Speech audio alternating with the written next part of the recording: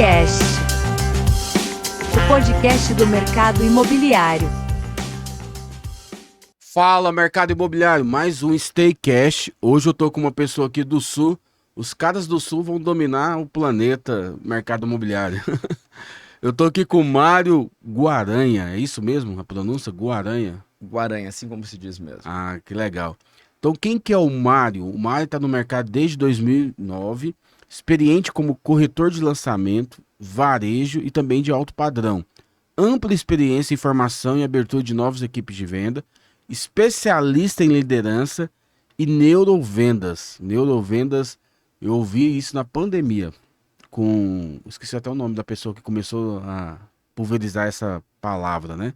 Profissão atual hoje, ele é head de expansão, né, da Auxiliadora Predial, é uma imobiliária bem forte no Sul. É isso mesmo, Mário? Exatamente, a Auxiliadora Predial hoje é primeiramente, né, Jefferson, quero te agradecer a oportunidade de poder compartilhar um pouco da minha experiência e falar sobre o mercado imobiliário, que é um mercado onde a gente tem muita carência de informações verdadeiras, de informações relevantes, um mercado que tem uma simples entrada, mas a gente sabe que na prática ter sucesso no mercado imobiliário não é tão fácil assim.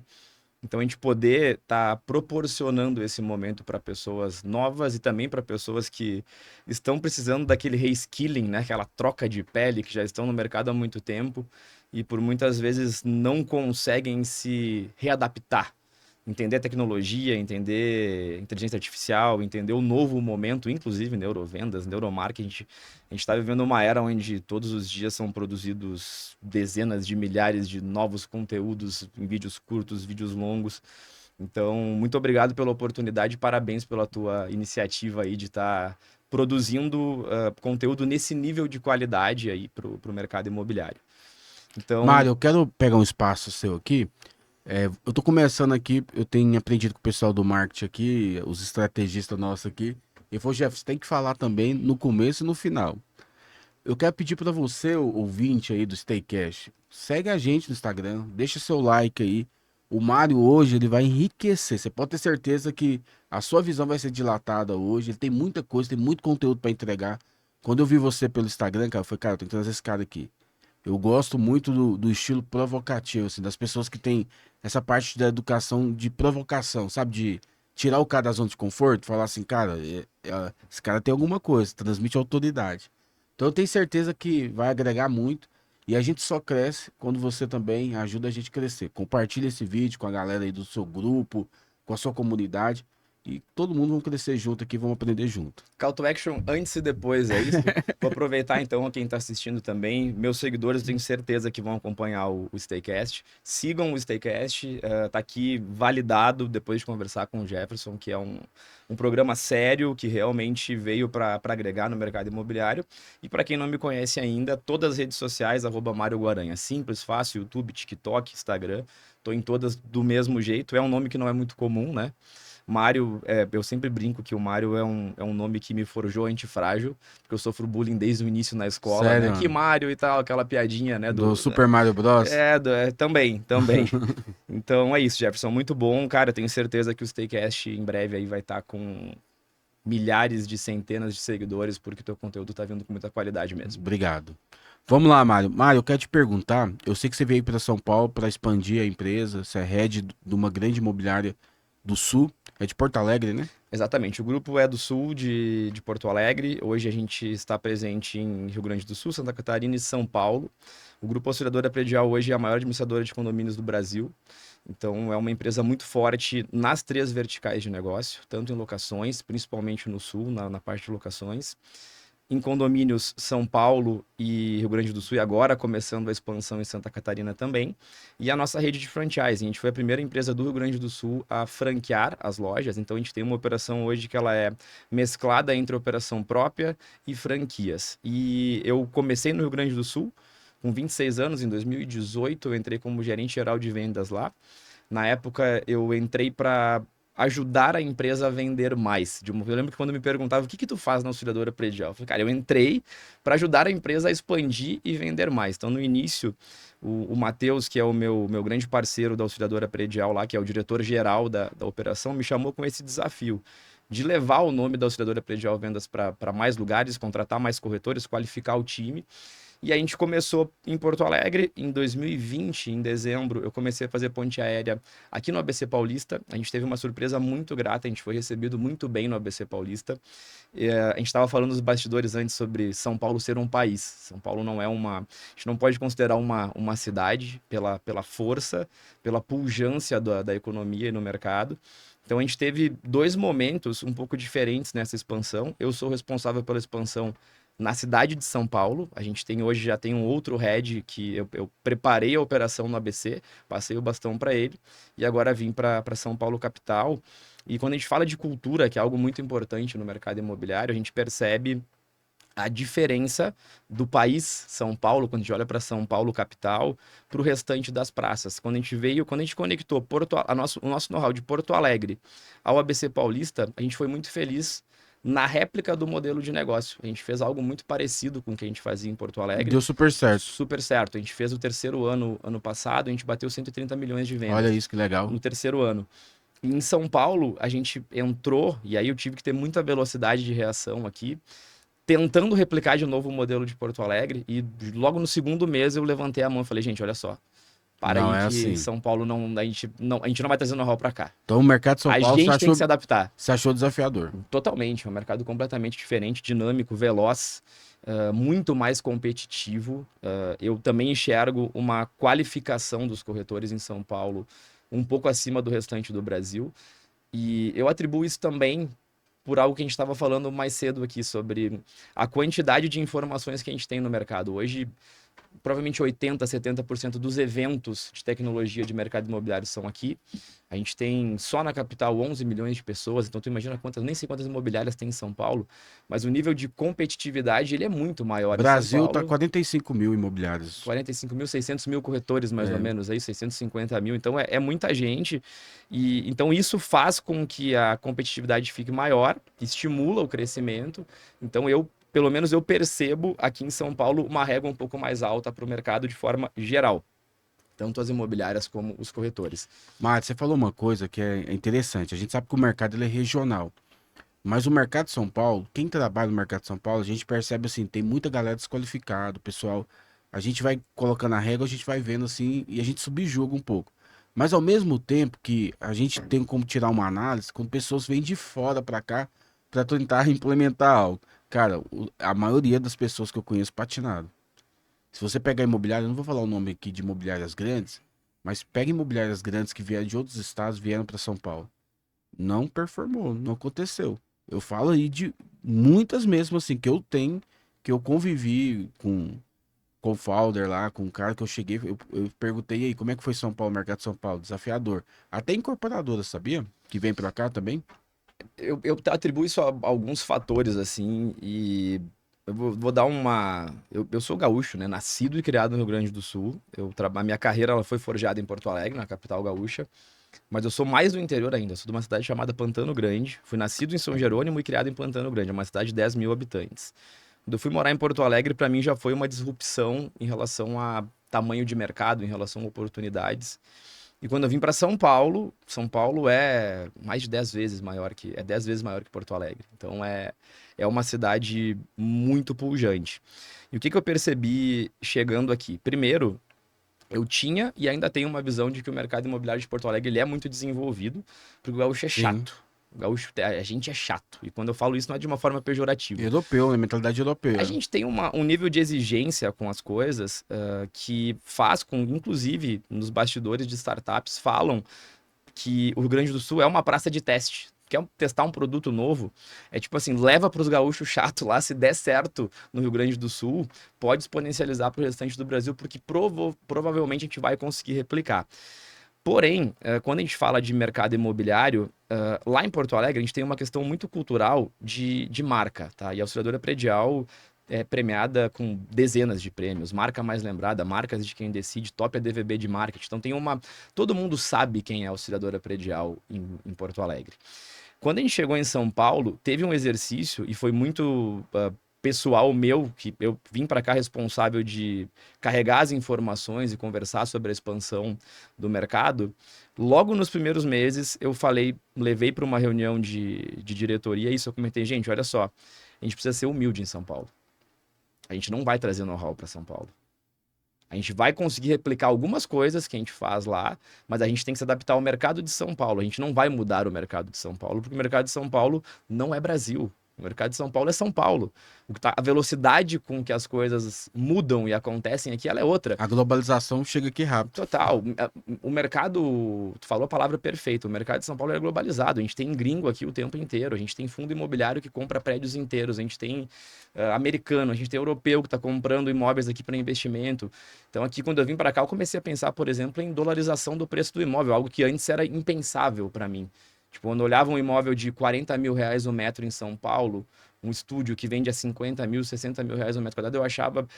Eu tinha um pouco de dificuldade de entender o valor disso.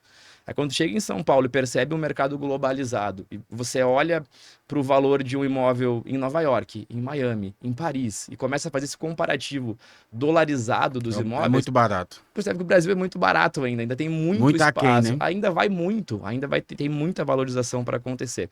Enfim, dentre essas e outras situações aí, eu estou aprendendo muito. Eu sempre falo que uma das coisas que fez com que eu evoluísse rápido, razoavelmente rápido no mercado imobiliário, observação rápida, eu tô falando aqui de mais de 13 anos de mercado. A gente está vivendo numa era de promessas, né? Faça 1 milhão de comissão, faça 2 milhões de comissões no primeiro ano.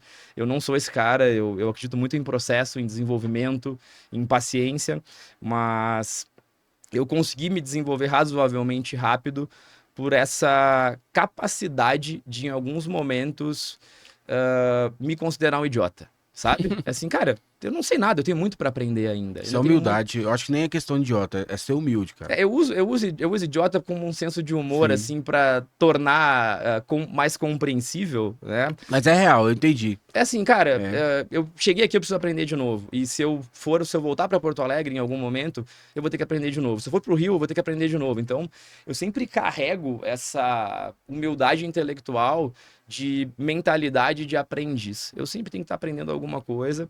E eu percebo que no mercado, às vezes, a gente tem falta disso. Os corretores, principalmente os que estão há muito tempo no mercado, eles adoram bater no peito para falar o que já fizeram.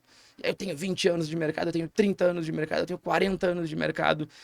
Beleza, mas o mercado mudou muito nos últimos 5 anos. A gente teve um desenvolvimento de tecnologia em 2020 e 2021, que foi a era da pandemia. Aí, né? A gente viveu um case universal de momento, de marco histórico, onde eu recordo desse momento na empresa que menos de 5% dos corretores já tinham feito reuniões por vídeo, por exemplo. E aí, durante a pandemia, todo mundo aprendeu a fazer reunião por vídeo, todo mundo começou a se conectar em vídeos curtos, em Instagram, em diversas coisas.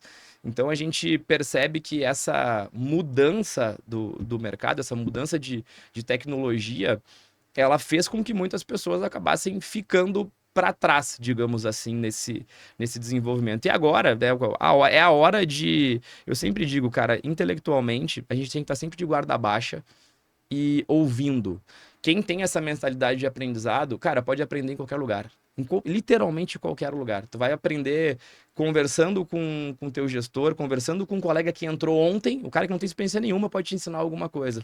Ô Mário, isso que você falou uma coisa aí que eu queria pegar esse gancho também. Essa questão arcaica do mercado e também as pessoas que têm 40 anos, 30 anos, bate no peito. Existe muito saudosismo, né? Além do saudosismo, também existe muita questão de arrogância, ego, vaidade. O nosso mercado, ele é um mercado que tem pessoas que têm muito orgulho, assim, porque às vezes o cara ganhou muito dinheiro e o cara fala, é o meu jeito que é certo. E a gente tem percebido, igual você falou, assim, que o mercado ele mudou muito. Tem pessoas hoje em 1 ano, 2 anos de carreira de mercado imobiliário aí, de corretor, que ganha mais dinheiro que cara que tem 30 anos, 15 anos aí. Eu conheço, cara, que tem 2 anos que é executivo de grande empresa, né? Tem um... Eu até, se você tiver ouvido esse podcast aqui, é o cara, o Guigo lá da Cury. O cara tem, eu acho que é 3 anos de mercado. Ele virou superintendente da Cury. Vende 200 unidades por mês. 3 anos de mercado.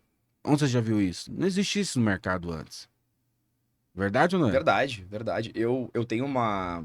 Eu acredito e aposto nisso que o mercado imobiliário ele é um dos berços mais prósperos que a gente tem hoje na indústria corporativa, assim, olhando para o Brasil, porque a gente tem muitos gaps de desenvolvimento, a gente tem ainda muita oportunidade no mercado e a gente tem essa cultura no mercado imobiliário das pessoas, de forma geral, é óbvio, eu não quero também aqui pregar como se isso fosse uma verdade absoluta de todos os corretores, eu sei que tem corretores que se especializam, mas foi criada uma cultura daquele o corretor que fica sentado no plantão, esperando o cliente chegar, que não tinha aquela característica de proatividade, de resiliência.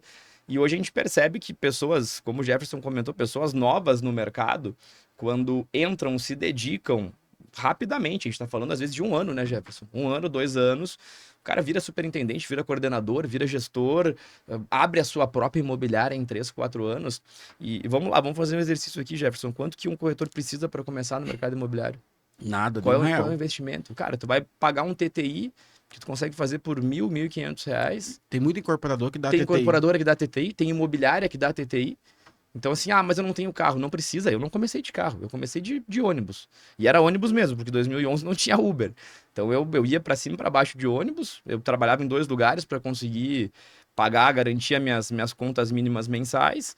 E, cara, em 2 anos eu era coordenador de incorporadora já, dentro de uma imobiliária. Eu Que isso? cuidava da Cirela dentro de uma imobiliária. 2 anos e meio, mais ou menos. Então, justamente isso que a gente tá falando, eu com 22 anos de idade, tá, Jefferson? A Cirela em Porto Alegre ela é forte ainda? É forte, Ela é saiu de lá forte. ou tá lá Não, ainda? a Cirela em Porto Alegre comprou a Goldstein, que era uma das maiores incorporadoras, ela era regional.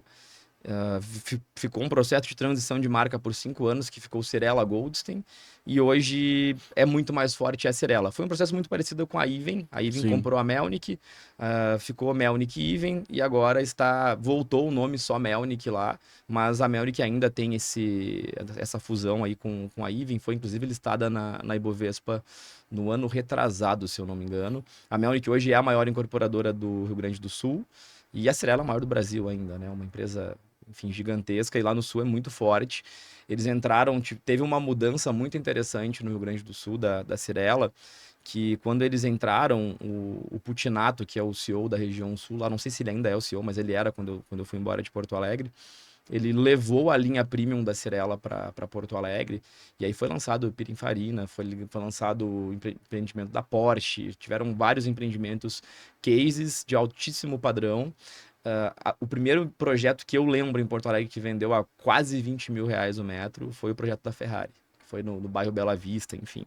Então, Porto Alegre é uma praça, apesar de tudo que a gente comentou sobre São Paulo ser fortíssimo, Porto Alegre é uma praça O IDH é muito alto, né? muito alta. É muito paradoxal Porto Alegre, porque o povo é tradicional, enraizado e tal, mas ao mesmo tempo tem mentes brilhantes lá, pessoas muito para frente, pessoas que buscam tecnologia, então é uma praça bem interessante de estudar também. Eu falo que a praça do Centro-Oeste e também do Sul, eu acho que alguns estados, assim, o estado de Goiás, né, tem muita galera que mente pensante que sai do Goiás.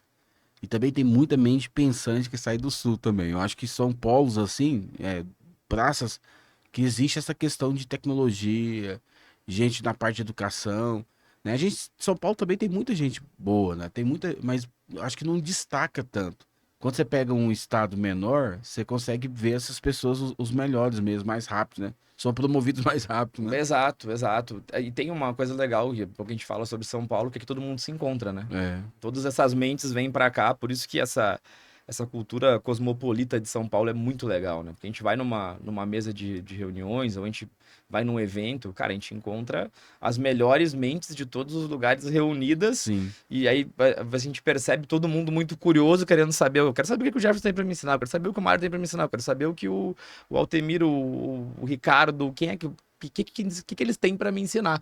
Então a gente percebe que normalmente quem está e quem vem para cá para esses eventos tem essa característica de curiosidade, de saber o que está Sim. acontecendo, né? Você falou uma coisa aí do Altemir. E eu sei que você também é do Neuromarketing. Me fala um pouquinho, eu sei um pouquinho o que é Neuromarketing, mas fala para os ouvintes aí a terminologia Neuromarketing. O que significa isso? Vamos lá. Eu estudei bastante neurovendas e neuromarketing, eu venho estudando há algum tempo. Eu tenho formação em mentoria, fiz em 2017 uma formação em mentoria, eu tenho formação em coaching também, que é um Eu um fiz coach há estereótipo. 10 anos atrás, Eu cara. fiz há 8 anos atrás, e coaching pegou um estereótipo bem, né, pejorativo no mercado, mas eu sempre digo, Que a galera não as sabe o que tá falando. ferramentas, cara, as pessoas que falam disso não sabem o que estão falando, Não porque sabe. as ferramentas de coaching são fantásticas. Mas isso aconteceu porque, de novo, né, é a mesma coisa que a corretagem. Algumas pessoas falam mal de corretores porque não sabem, não conhecem os corretores que são sérios, que trabalham de verdade. Então, o que que o neuromarketing, a neurovendas começou nessa formação de coaching. Eu comecei a entender um pouquinho sobre backtracking, sobre escutativa, sobre essas ferramentas que são mais conectadas ao nosso sistema límbico, que é o nosso cérebro central, que é o emocional. E quando eu resolvi trazer isso para o mercado imobiliário, eu trouxe isso de uma maneira um pouco mais exclusiva, porque o neuromarketing, o neurovendas em si, ele é muito focado em gatilhos mentais, em persuasão, em comunicação, e nessa parte que ela é mais hard skill, que é essa parte que é mais... Fala isso que o cliente vai devolver isso, faz a pergunta desse jeito, faz a pergunta daquele jeito, que tu vai mexer no emocional, gera exclusividade, gera autoridade, gera credibilidade, que são os gatilhos mentais que hoje tem muita gente falando. Hipnose também, né? Hipnose, PNL, tem todas essas coisas que funcionam, são ferramentas que funcionam. Porém, na minha filosofia de neuromarketing, eu fiz uma junção de duas coisas. Eu peguei esse conhecimento técnico de neurovendas, essa parte de gatilhos mentais, comunicação, oratória, e eu conectei, somei as duas coisas na parte técnica de cultura imobiliária, na parte de realmente técnica de vendas imobiliária, conhecimento imobiliário, que é aquela parte de tu, por exemplo, eu faço essa pergunta, essa provocação, quantos imóveis os corretores conhecem semanalmente para poder falar com prioridade sobre o imóvel? Então, a neurovendas, ela é muito emocional, ela é muito sistema límbico. E a parte técnica, ela atinge uma parte racional.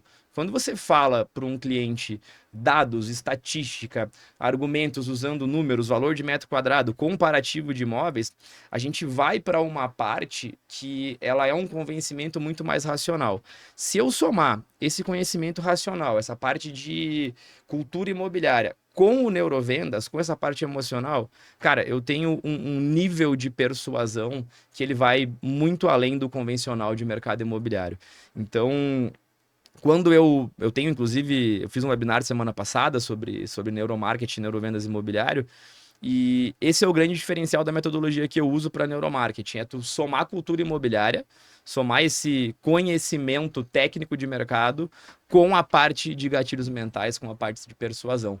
Porque eu acho só o emocional, só o límbico, só o gatilho mental, eu acho que ele tá um pouco batido. E eu Sim. acho que essa é a parte que falta os corretores estudarem. Tipo assim, beleza, como é que eu uso o neuromarketing, a neurovendas, os gatilhos mentais, conectado, somado com a parte técnica de mercado?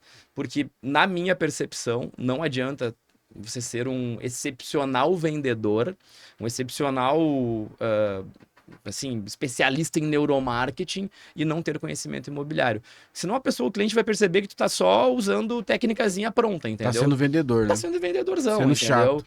Tá sendo vendedorzão. Então, quando soma as duas coisas, é isso. Mas, basicamente, neuromarketing é estrutura emocional, gatilhos mentais. Tem um gatilho exclusivo, só para finalizar, desculpa, eu te falei que às vezes eu embalo e vou embora, né? Pode ficar à vontade. Tem um gatilho que eu uso muito, que é o gatilho da didática, que é essa capacidade de tu mostrar para o cliente, ensinar o cliente como faz uma compra. A gente pode falar um pouquinho mais sobre isso, mas Pra aumentar o nível de consciência? Para aumentar o nível de consciência e para demonstrar para o cliente que tu sabe o que tu está fazendo. Essa é a grande...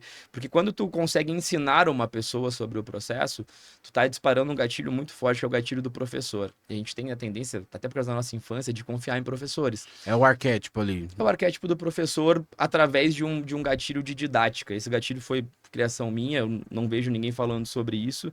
Quando tu usa a didática para venda, e eu usava a didática a nível de pegar papel e caneta e mostrar a jornada desde o primeiro contato até a entrega das chaves para o cliente. Eu literalmente desenhava para o cliente, ó, eu vou fazer isso, isso, isso durante o processo. E sempre deu muito certo para vincular o atendimento de clientes. Isso que você falou, eu lembro quando eu fiz coach, eu tava entrando praticamente no mercado imobiliário, eu tenho 12 anos no mercado imobiliário, eu acho que eu tenho coach que eu fiz, tem uns 10 anos que eu fiz isso. E eu lembro das ferramentas que eu aprendi ali, eu aprendi hipnose, PNL, né? Fiquei uma semana no hotel. Eu fiz uma formação bem grande, gastei uma grana Se com for me isso. hipnotizar aqui, avisa, tá? Só E pra dar aí, permissão. não, mas é legal. Mas o que que eu percebi assim? Quando eu entrei no mercado imobiliário, eu usei muito dessas ferramentas. Mas eu não tinha bagagem suficiente, igual você falou aí. Eu não tinha essa autoridade, porque eu não conhecia ainda, né? Eu fui me aprofundar no mercado. E eu lembro de uma técnica que eu aprendi, que é detecção de mentira, né? Que é quando você olha para o lado direito, você está criando coisa, o cérebro é dividido em três partes, aquela coisa toda. E aí eu lembro que eu começava a aplicar isso, técnica de rapport, né? Que hoje todo mundo sabe, tá batido. Mas o coach, ele aprofunda muito, né? Essa questão de fazer pergunta inteligente. Você tem que tocar naquilo que é o cerno, a palavra certa, bem calibrada. E isso é muito bom, é muito importante, né? Mário, eu queria te perguntar também. Eu sei que você é um cara assim que estuda muito, gosta de desenvolvimento pessoal, tá na parte de educação. E você também tem uma mentoria, né? Que você falou que você está aplicando. Mas a questão do neuromarketing, de ponto de vista assim, prático, né? O que que você ensina para os corretores para eles poderem performar melhor, para poder desenvolver melhor? O que que você ensina na questão do neuromarketing? Assim, o que que são as dicas que você vai abrir, que é a caixa preta da sua mentoria? Vamos lá, eu vou usar na memória, se precisar, eu pego uma colinha aqui, que eu tenho uma apresentação aqui no Google Docs, mas eu tenho praticamente 20 ferramentas barra gatilhos que eu uso nessa aula de neurovendas. O nome dessa aula é Gatilhos Mentais e Persuasão, tá? Então são formas de você ser mais persuasivo e gerar confiança. Toda a base do neuromarketing que eu ensino é eu sentar na frente do Jefferson e ele confiar em mim. E aí toda a estruturação para que isso aconteça está embasada em gatilhos mentais e cultura imobiliária. O que é cultura imobiliária? É o conhecimento sobre a atividade imobiliária. Então, assim, vai desde eu conhecer imóveis até eu conhecer o mercado imobiliário.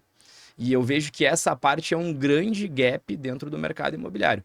Porque essa entrada do mercado digital, cara, eu adoro o mercado digital. Eu já tenho mais de 1.200 postagens no meu Instagram, tenho um canal Você é no ativo. YouTube que tá quase batendo 1.000 inscritos lá, enfim, TikTok com 16 mil seguidores. Eu gosto de fazer conteúdo. Mas veja bem, eu demorei 10 anos para começar a fazer conteúdo. Eu fiquei 10 anos aprendendo sobre o mercado imobiliário, trabalhando como corretor, como gestor, como expansão, para depois entrar no mercado. Então, essa parte de cultura imobiliária de uma forma resumida e sintética, é a capacidade que você tem de sentar na frente de uma pessoa, explicar o que você faz e ganhar a confiança da pessoa. Então, esse é o primeiro pilar, e eu considero ele o mais importante. Então, quando a gente soma o pilar de cultura imobiliária com técnicas de neurovendas e neuromarketing, a gente fica, cara, praticamente imparável, assim, porque tu vai ter toda uma estrutura técnica, argumentativa, que o convencimento ele se torna natural, porque a pessoa vai perceber, caramba, o Jefferson sabe o que ele tá falando. Ele não tá aplicando técnicazinha de autoridade. Ele realmente sabe, porque tu não vai conseguir fazer uma comparação de metro quadrado de um bairro só porque tu sabe neurovendas. Sim. Não, tu tem que saber a parte técnica. É a autenticidade, você sabe de tudo ali, né? Exato, cara. Tem como você se Tu enganar, vai né? usar dados específicos sobre, aquele prédio tem tantos metros, o metro quadrado daquela rua é mais ou menos tanto, comparado a outra rua é mais ou menos tanto. Então tu percebe que tem um gap de 20% aqui, vale a pena comprar um imóvel por isso, por isso, por isso. Então, claro que em São Paulo eu ainda não tenho a mesma capacidade que eu tinha em Porto Alegre. Em Porto Alegre eu fazia comparações estatísticas de mercado muito rápido, até porque eu tive uma escola que me ensinou a fazer isso no alto padrão. Eu fui campeão de vendas de imobiliário de alto padrão no meu segundo mês. Por quê? Porque eu entrei, o mentor falou assim, ó, Mário, eu preciso que tu faça isso, isso, isso. Eu não questionei nada. Eu fui pra rua, conheci 300 imóveis presencialmente, com chavezinha lá, entrando, conhecendo obra e tal. Quando passou por aquele processo, eu falei, caramba, agora eu sei conversar sobre o mercado imobiliário. Então a gente percebe que falta isso, mas voltando, né, ao neuromarketing, tu soma a cultura imobiliária aos gatilhos. Nesses gatilhos eu ensino sobre questionário estruturado, gatilho da didática, persuasão, autoridade dentro do mercado imobiliário de uma forma também mais bem estruturada, backtracking, tu estudou provavelmente no coaching também, Sim. né? Que é a gente conseguir validar o que o cliente nos fala para realmente ter uma entrevista mais assertiva. E uma das minhas favoritas, que é a escutativa, que é, ao meu ver, a mais desafiadora do momento atual, porque a gente vive numa era muito ansiosa, a gente vive numa era onde as pessoas ficam estressadas quando não recebem uma resposta depois de 10 minutos. A minha geração, os millennials, foi a última geração que teve uma parte da vida adulta sem smartphone. Eu até os meus 14, 15 anos, eu não tinha smartphone. Você Eu tem tinha quantos lá anos, mano? 32. Tá novo. Eu tinha lá um Nokia 1220, lembra? Aquele que ficava Lembro. de pé quando tu largava assim. Então, assim, eu fui ter smartphone com 18 anos. O telefone que tirava foto era um negócio, nossa, tira foto o telefone e tal. A geração que vem depois não tem uma parte da vida adulta sem tecnologia. Então, isso gera uma velocidade e tal muito ampla. As pessoas querem tudo para ontem, tudo imediato. Então, a escutativa se tornou um grande diferencial, porque a escutativa é o toque humano.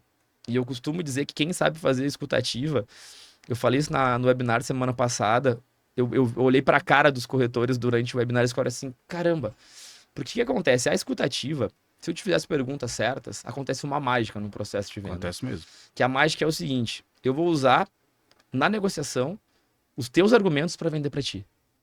Tu vai me falar qual é o argumento de venda. Se eu estiver te escutando de uma maneira genuína, se eu te fizer a pergunta certa e te ouvir, e aí a escutativa, eu sempre peço licença pro interlocutor para falar, cara, Jefferson, com licença, eu vou pegar um papel e uma caneta e vou anotar o que a gente está conversando, porque eu quero prestar atenção em todos os detalhes. Tudo bem para você?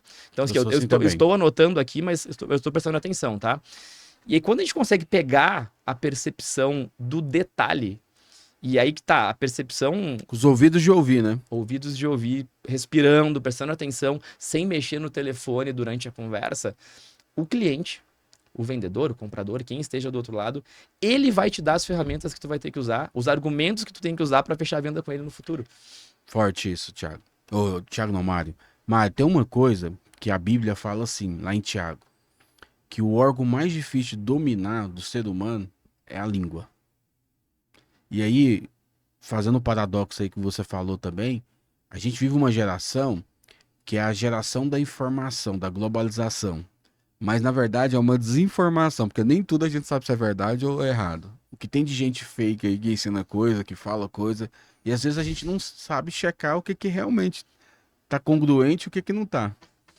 Você concorda comigo? Perfeitamente, perfeitamente. Eu tô rindo porque essa semana aconteceu uma coisa curiosa, quem acompanhou no Instagram lá vai lembrar.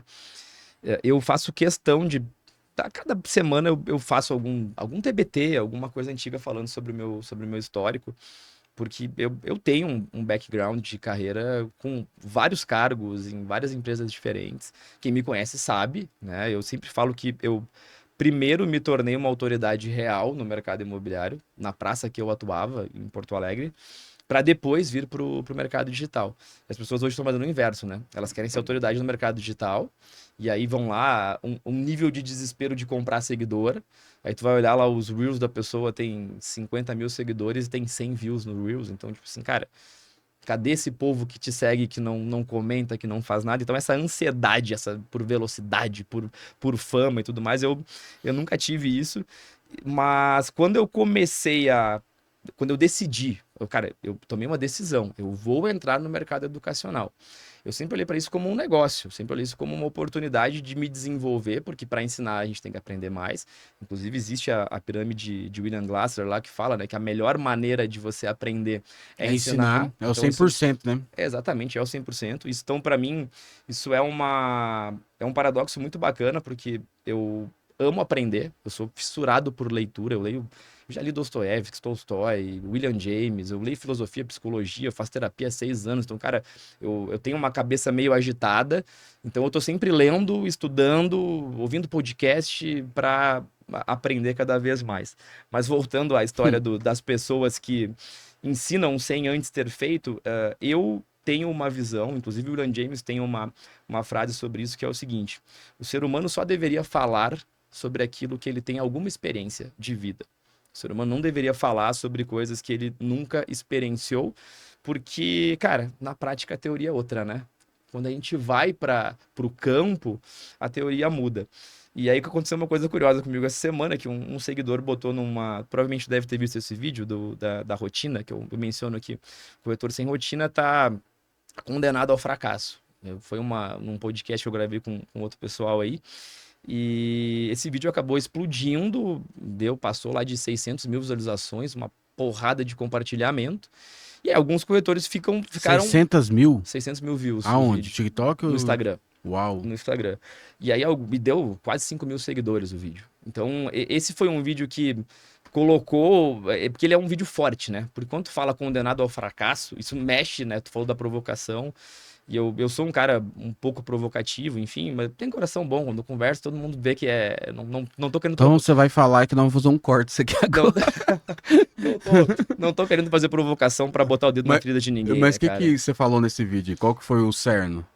Esse vídeo, resumidamente, é um vídeo rápido, tá? Mas o início dele é uma porrada, já porque eu falo corretor sem rotina tá condenado ao fracasso. O corretor que não tem rotina tá condenado ao fracasso. Tá assinando a tua sentença de, cara, se não tem rotina, eu vou ter fracasso no mercado imobiliário. Porque eu defendo muito a gestão do tempo, alta performance e produtividade. Que é, cara, tu começar a tua semana alinhado sabendo o que tu vai fazer. O que tu vai fazer segunda-feira de manhã? O corretor tem que saber, cara, segunda-feira de manhã eu vou ligar para 20 proprietários para atualizar meus imóveis, segunda-feira à tarde eu vou tirar 3 horas para captar novos clientes, terça-feira de manhã é o meu dia de gerenciar minhas redes sociais. Então tu tem aqueles quadrantes da agenda do que é importante e não urgente. E a maioria das nossas atividades elas podem ser planejadas. E o ser humano foi feito, a gente foi criado, forjado para ter hábitos. A gente tem hábitos. A gente tem comportamentos repetitivos, que a gente, né, quase 85, 90% do que a gente faz no dia é inconsciente, são hábitos que a gente repete. Então a gente precisa educar a gente precisa domar esse nosso lado inconsciente, colocando tarefas repetitivas, né, com frequência na nossa agenda. Então, essa foi a provocação, tá? Essa foi a provocação. E aí, o corretor que olha, ele acha que eu tô falando aquilo pra falar assim, você é um fracassado. Não é isso que eu estou falando, gente. Estou falando que se você ainda não tem rotina, tá tudo bem, mas estimule, né, e crie uma rotina. E aí, um corretor essa semana colocou lá, tu nunca foi corretor pra falar. E aí eu respondi, aí foi um vídeo engraçado da semana, eu falei, não, realmente eu nunca fui, eu era astronauta antes de ser corretor de imóveis. Então foi por isso hoje de manhã você falou. A história do astronauta, né, deu até pra te dar contexto da brincadeira do story. Eu falei, não, eu fui piloto de avião, astronauta, e aí do nada eu resolvi falar sobre o mercado imobiliário, por isso você tá vendo esse vídeo, né, então daí foi desse vídeo que surgiu a brincadeira, hypou, né? A brincadeira do astronauta. E é engraçado, né, cara? Mas o hater é legal, né? Os haters não sabem o contexto, né? Não sabem de onde veio, né? Pra onde foi. Eu tive pico de visualização no story com um print da resposta que eu dei pra ele no comentário, porque eu não xinguei ele. Eu não falei, nossa, tu não sabe de nada, eu sou foda, eu sou corretor, há não sei quanto tempo. Eu falei, não, cara, tu tem razão. Realmente, eu era astronauta e agora eu tô falando sobre o mercado imobiliário. E aí eu fiz um print, joguei pro story. Eu tenho um pouco de habilidade com marketing, eu sou graduado em marketing pela Unicinos, já fiz curso de criatividade, liderança, enfim, eu sou muito curioso sobre marketing também, né? Eu falei, cara, isso aqui vai dar um hype legal, porque o cara tá me esculachando e eu respondo ele, tipo, com uma ironia, ignorando completamente o xingamento e transformando numa piada. E eu acho que isso tem muito... Cara, isso é uma metáfora muito forte sobre a vida, cara. Quando a gente tem essa capacidade de pegar o nosso ego e tirar ele um pouco de lado, porque assim, se eu tenho consciência de quem eu sou, se eu confio no que eu faço, se eu sou verdadeiro com as minhas escolhas, cara, o hater não vai me machucar. Sim. Ele vai me dar gasolina, entendeu? Que foi o que aconteceu. O cara me deu gasolina.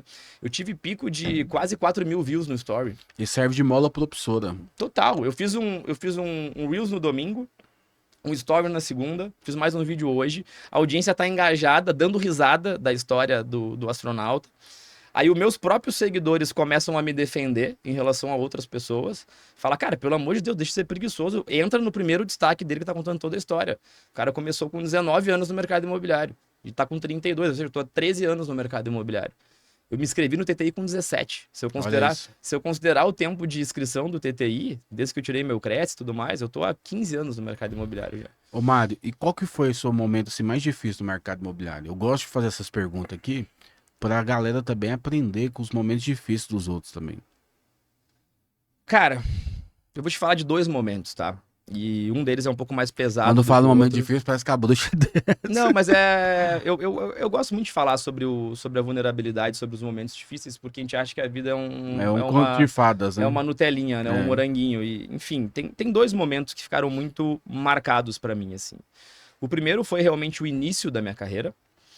No início da minha carreira, eu tive que. Eu estudei em escola pública a vida inteira, não vou me aprofundar muito nisso, mas eu morei no interior, filho de pais separados, a minha mãe sustentou a família com um salário mínimo, eu e a minha irmã, por muitos anos. Então eu fui forjado em um ambiente muito simples, mas rico de coisas que eu carrego até hoje, sabe? Valores. Fui muito educado pelo meu avô, pela minha avó. Então teve muitas coisas legais, criado pelos tios junto, aquela coisa de família grande, sabe?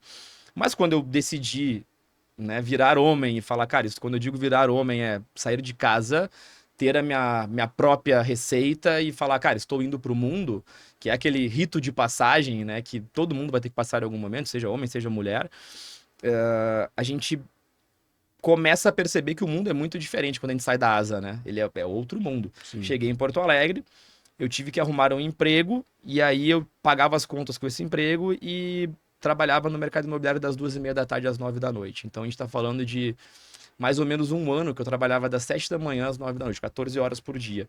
Então esse foi um momento muito desafiador e muito difícil da minha carreira, porque eu ainda tinha dúvidas sobre o mercado imobiliário. E quando a gente tem dúvida, cara, é uma Não merda. tem como. Não Então, dá assim, certo, eu né? acreditava, mas tinha assim, mas será que dá mesmo? Cara, será que dá mesmo? E aí, óbvio, né? Quando a gente sente o gostinho do sangue, quando eu fiz a primeira venda, e a primeira venda tinha premiação, aquele monte de coisa de incorporadora, foi uma comissão de 10 mil reais.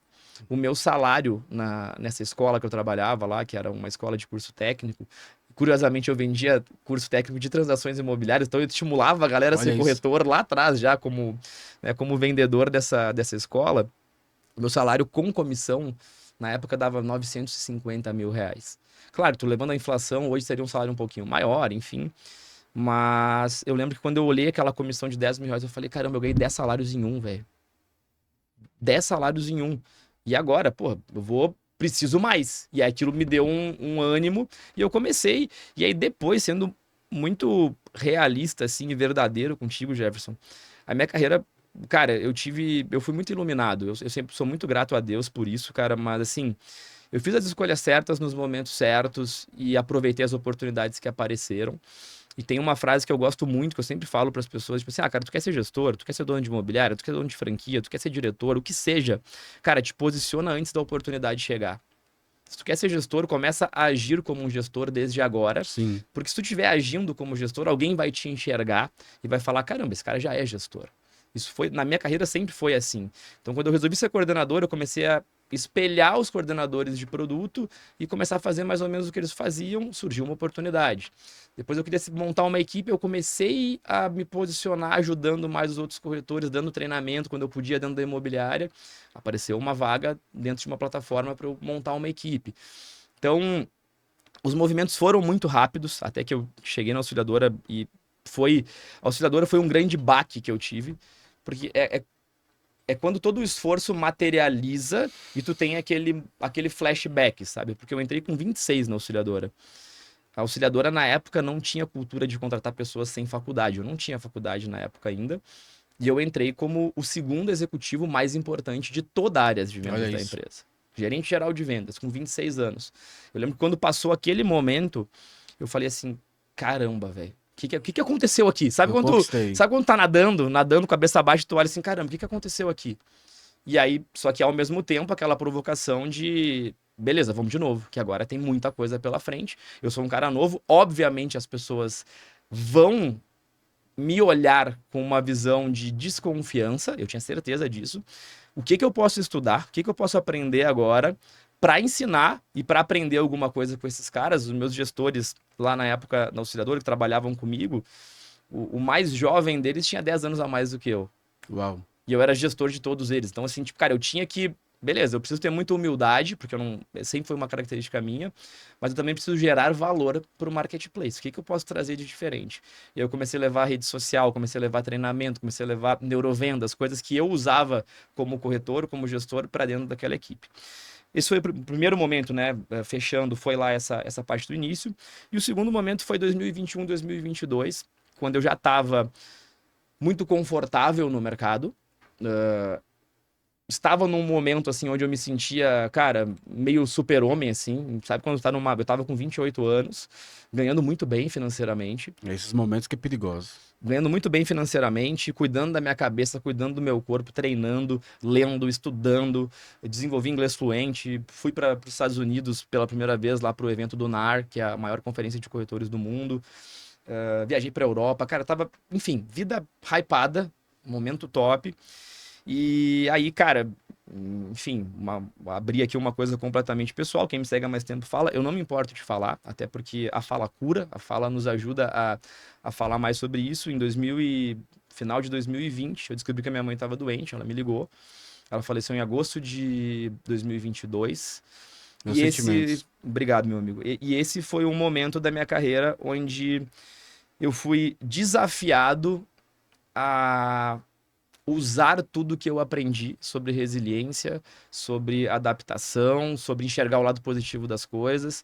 E quando a gente fala de enxergar o lado positivo das coisas, quando cai uma venda, se torna muito mais fácil depois que tu passa por uma coisa desse nível. Então, eu tive que fazer esse exercício de não abandonar a minha carreira e continuar trabalhando, até porque... E aí entra coisas muito sutis, porque... A minha mãe falava, eu não quero que tu pare de trabalhar. Segue trabalhando, faz o que tu tiver que fazer. Quando tu puder, tu vem aqui, me ajuda, a gente vai lidando das coisas. Não larga por nada a tua carreira.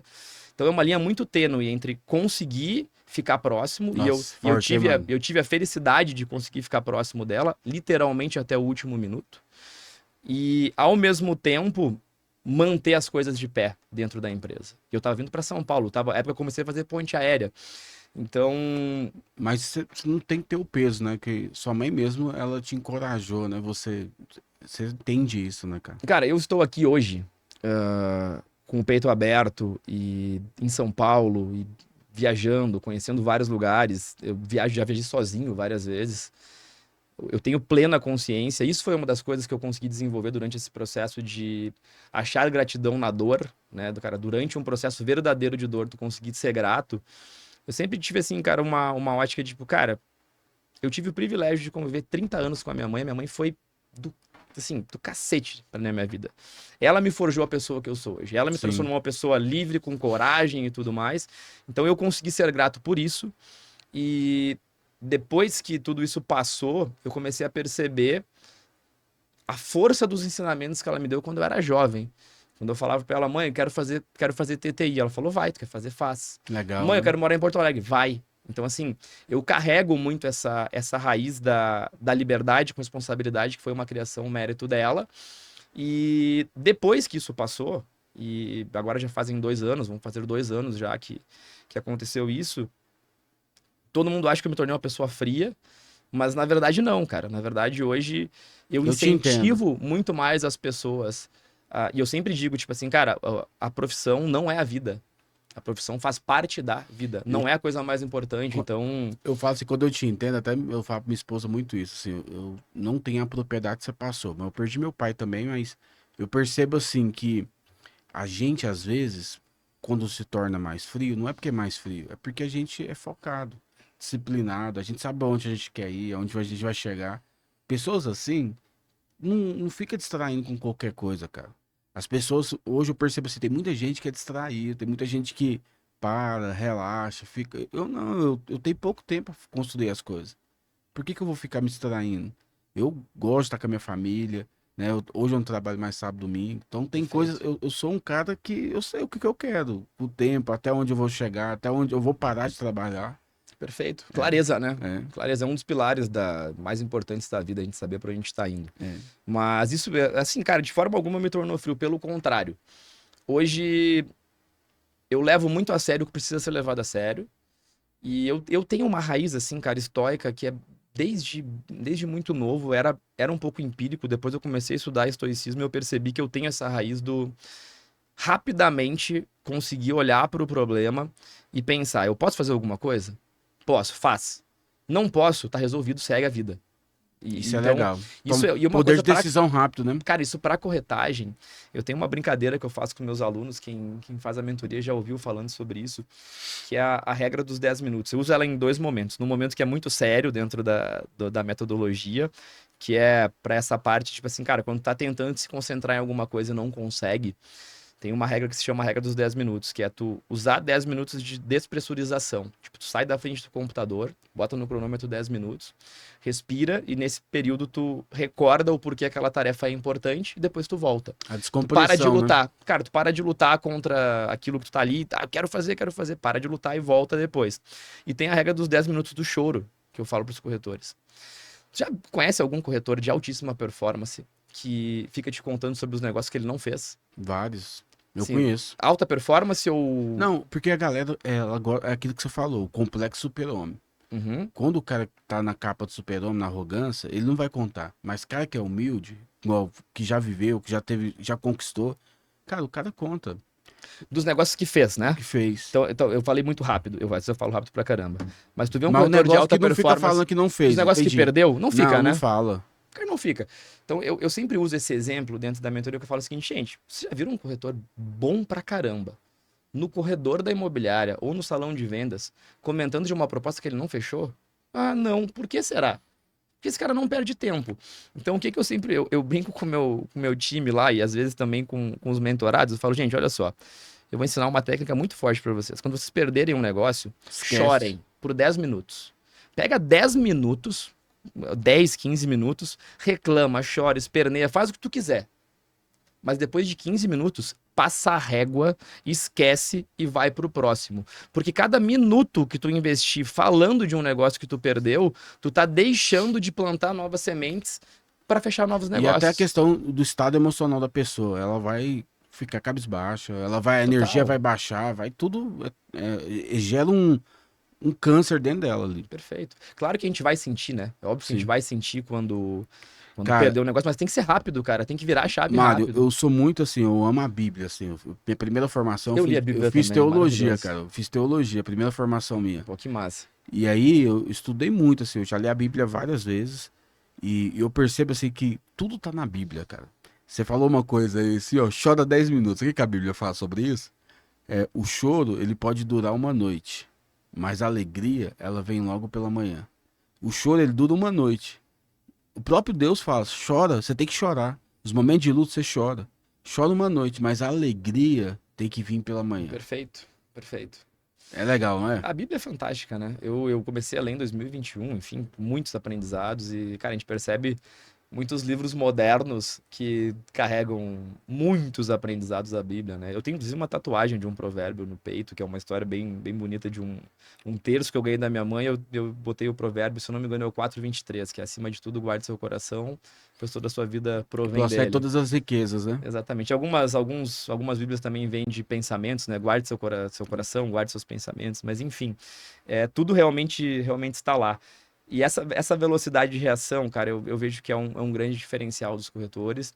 E todo mundo que é alta performance, tu vê que o cara não perde tempo reclamando. Não perde. Não perde. Não, velho. isso você falou também, o estado de quem tá em alta performance, a energia do cara tá lá em cima. A testosterona do cara tá lá em cima. O cara respira energia boa, o cara é positivo, o cara com astral. E aí o cara, você acha que o cara vai parar pra poder ficar ruminando coisa ruim? Porque é o cara que chega no ambiente e muda o ambiente. Muda o O ambiente. cara que quando tá com a energia, quando tá motivado, e a motivação eu vejo de uma forma muito prática, a motivação é quando tu tem clareza sobre o que tu quer, porque motivação é o motivo que te faz agir. As pessoas confundem muito motivação com o estado de ânimo. Ah, estou animado e tal. Não, cara, motivação é tu ter claro os motivos que te fazem agir e tu vai agir independente do teu estado emocional, porque tu sabe para onde tu tá indo. Por isso que um dos pilares que eu considero vitais assim para o desenvolvimento de carreira do corretor de imóveis é um plano de longo prazo. Sim. É tu ter, inclusive meu primeiro módulo de mentoria é um plano de ação guiado que vem do coaching, né, adaptado para mercado imobiliário, para o cara saber, cara, onde eu quero estar daqui 5 anos. Colocar isso no papel de uma forma clara e, óbvio, não só olhar lá para os 5 anos. Qual é o meu primeiro passo hoje para chegar lá, naquele Sim. lugar que eu quero? estruturando ações práticas, enfim. Então essa clareza faz toda a diferença pra gente se manter motivado e pra... Eu gosto muito da palavra antifrágil, pra assim, tipo, cara, caiu um negócio, beleza, chora por 10 minutos, chora à noite. Se não for 10 minutos, vamos ser um pouco mais abertos a esse momento emotivo. Chora à noite, como o Jefferson falou, chora à noite, depois de Alegria, manhã, né? de manhã vamos de novo, cara, estufa o peito, vai embora porque venda é isso, meu amigo, a gente É tem que isso estar aí. todo dia. A gente tem uma parte aqui do podcast, do Staycast, parte do programa, que a gente fala face to face, o corretor tete a tete. O corretor, ele é a ponta da lança do mercado imobiliário. É o que faz acontecer. A maior cadeia está centralizada do corretor. Eu quero te perguntar, para você, o que é um bom corretor? É perguntas práticas e resposta prática. O que é um bom corretor? É um corretor que tem planejamento, que tem uma rotina bem estruturada, que fala a verdade sempre para os seus clientes e que tem consistência naquilo que faz, que não dá voo de galinha, sabe? Aquele cara que trabalha 2, 3 Agora dias, vai, buf, cai de novo. cai de Então, novo. basicamente, eu vejo como essa... E aprendizado constante. Forte.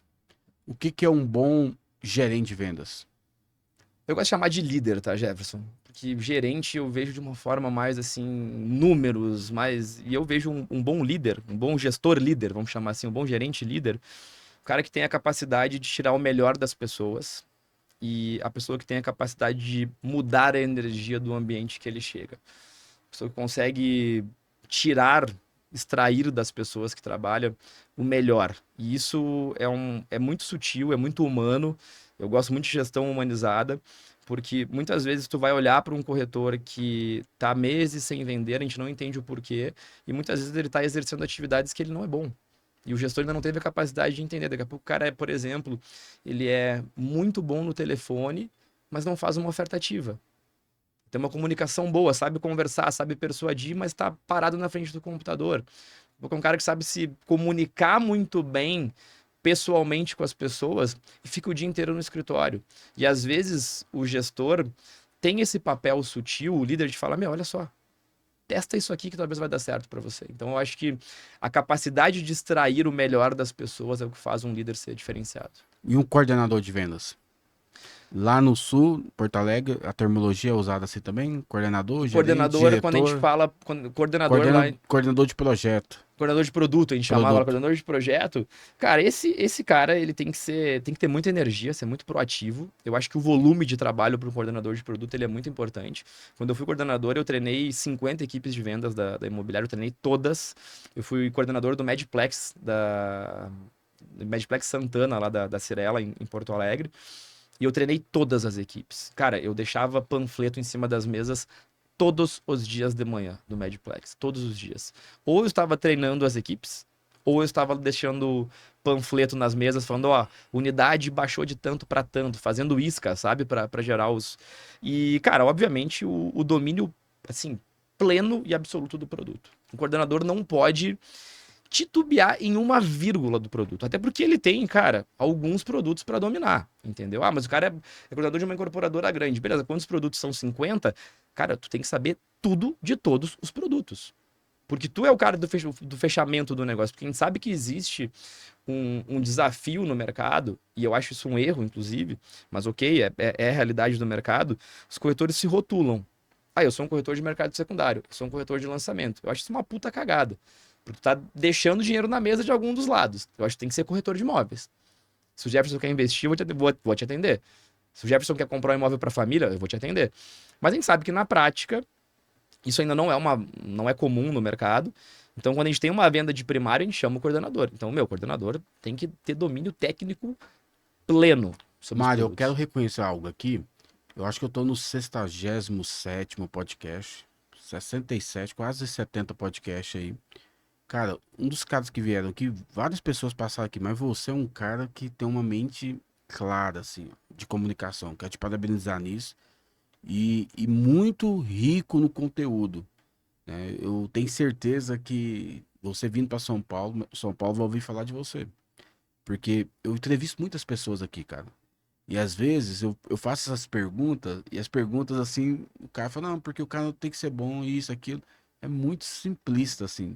E você é um cara que consegue conectar, transmite isso, essa realidade, sabe? Muito obrigado, meu Parabéns. amigo. Muito obrigado. Eu defendo muito a profundidade das coisas. Então, eu sou um cara que não sabe de tudo, mas o que eu assim, me exponho a falar, normalmente são coisas que, se tu fizer uma pergunta aqui que eu não sei, eu vou te falar, Jefferson. Sim. Essa não é E a eu tenho minha. Então, certeza que vai ter gente obrigado. comentando esse vídeo aí, falando, e a galera realmente vai te procurar, porque você tá transmitindo aqui o coração, né? Falando tudo, a mensagem mesmo. Total, total. O que que também é um bom, né? Um head de expansão, como você tá hoje, atual, na sua profissão aí, você tá expandindo uma empresa, né? Uma franquia, e o que que um head tem que ter? Qual que é a visão? O que que ele tem que enxergar? Tentar responder de uma maneira objetiva, separando em. Eu gosto muito de framework, por isso que eu às vezes consigo conectar bem as Sim, para ficar didático, né?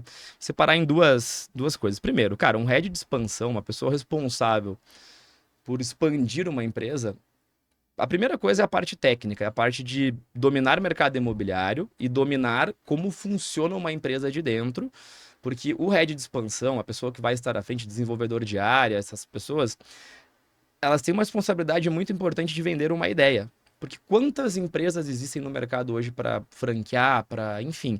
Então, primeira parte é o domínio técnico de tudo que acontece dentro da empresa e de mercado imobiliário, porque tu vai ser desafiado numa conversa, mas por que auxiliadora predial? O que a auxiliadora predial tem diferente da imobiliária da esquina ali?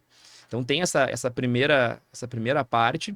E a segunda parte, que é uma parte mais soft skill, e eu ouvi isso logo no início da minha carreira, de um grande diretor que eu tive também, lá com 23, 24 anos, que ele me falou assim, Mário, qual é a coisa mais importante em um líder?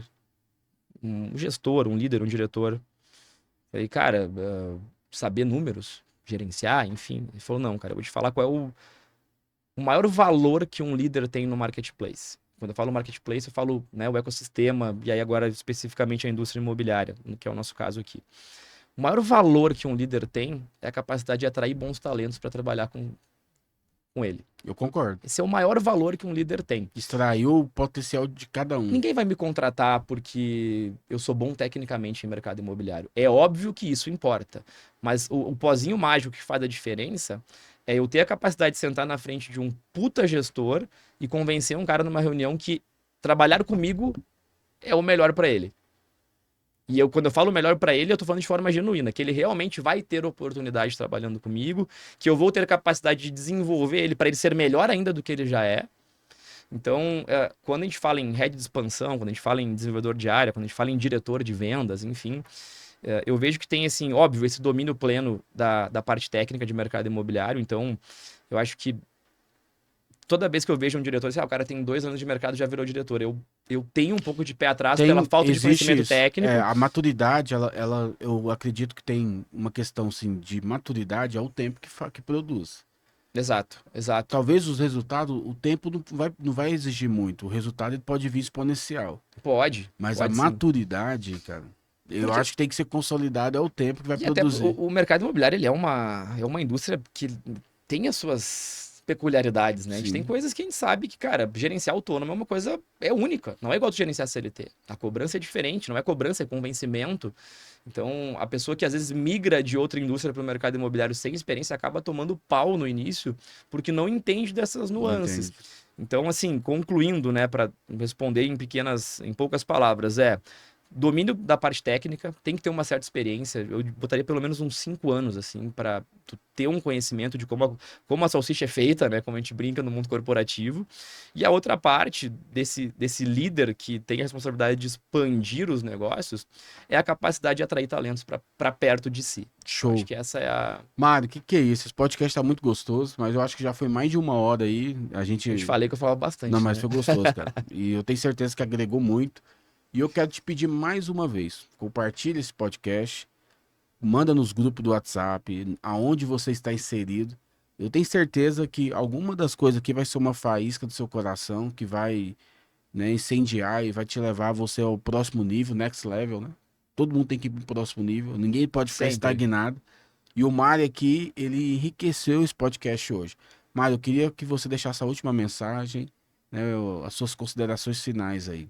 Perfeito. Fazer uma última mensagem falando rapidamente até sobre uma anotação que eu trouxe, Jefferson, que é sobre 4 pilares. Vou deixar uma mensagem assim, não vai caber num Reels provavelmente, talvez caiba, mas vou falar aqui de 4 pilares que eu vejo como fundamentais para os corretores terem perenidade e consistência nos resultados. O primeiro deles é o autodesenvolvimento, é a capacidade de se desenvolver. O investimento mais importante que a gente pode fazer é em nós mesmos, é a gente evoluir diariamente como ser humano. O segundo é o planejamento estratégico de longo prazo. O corretor de imóveis tem que ter visão, tem que ter clareza para se manter motivado. Habilidade de vender, habilidade de articular ideias, de ser um bom orador, um bom comunicador, ser persuasivo com as pessoas. Lembrando que essa habilidade ela é conectada à cultura imobiliária, ao embasamento técnico e, por fim, gestão do tempo e rotina. Se você conseguir fazer essas 4 coisas no mercado imobiliário, pode começar já a pensar no carro que tu vai comprar daqui 2, 3 anos, pode começar a pensar nas viagens para a Europa com a família, pode começar a pensar numa carreira próspera. Não são 4 coisas fáceis de fazer, mas conseguindo estruturar a tua casa em cima desses 4 pilares, Se torna relevante, né? Esquece que tu vai voar no Vai mercado voar, né? imobiliário. Vai virar foguete. E mais uma vez, obrigado, Jefferson, De nada, pela disponha. oportunidade de trocar. Call to action no final de novo. Todas as redes sociais, @Mário Guaranha. Meus seguidores, por favor, sigam o Staycast, um belo movimento aí de mercado imobiliário, nomes relevantes pra caramba aqui, é uma honra estar Sim. em meio a esses gigantes que estão aqui também. Sigam o podcast, compartilhem e vamos juntos aí criar uma indústria imobiliária cada vez melhor. Estamos juntos. Deus abençoe. Um beijão no coração. Tchau, tchau.